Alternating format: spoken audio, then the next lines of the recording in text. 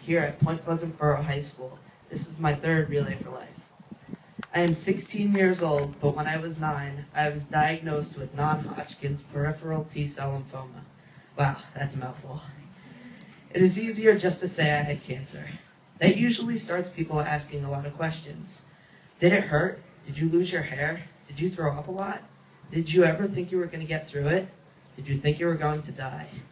Well, the answer is yes. Yes, it hurt, sometimes in ways I cannot describe. Yes, I lost my hair, and yes, I threw up a lot. In fact, I threw up in my parents' car, on a dance floor with wealthy people all around me. My bedroom, my mom's bedroom, and the list goes on and on. I have answered these questions so many times that the answers have become routine. When it comes to the answers of the big questions, like how did you get through it all, and did you ever think you were going to die, those answers are not routine. How did I get through it? The main reason that I pulled through it was because of the support of my mom and knowing that I had to pull through for her as my mom and my best friend. She never gave up on me, and she was with me through every step, literally holding my hand. She almost punched the doctor once because he wouldn't let her in the room for a scan I had to get. He let her in before anything bad happened to him.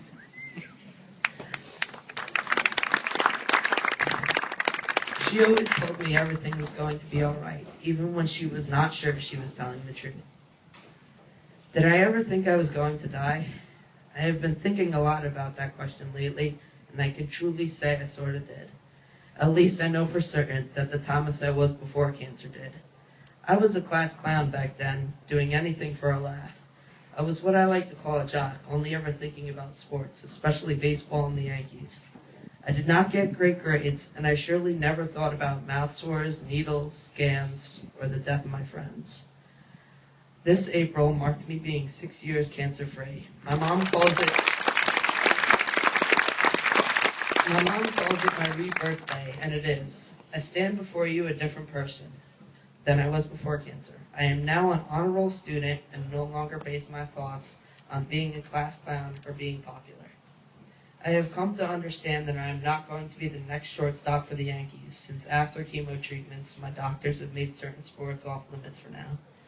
I am now more focused on what goes on around me and trying to enjoy every day.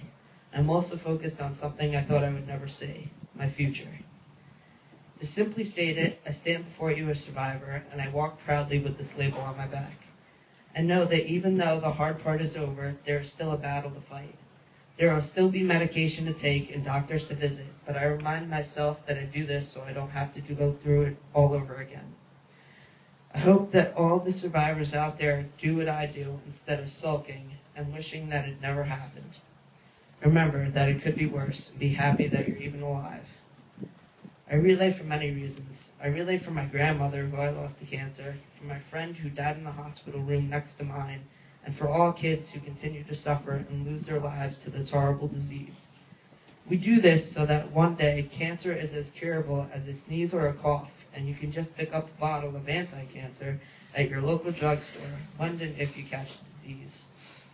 We are here for 3 reasons: to celebrate the lives saved and the multiple birthdays to come, to remember the wonderful lives of the ones we have lost, and to fight back against cancer.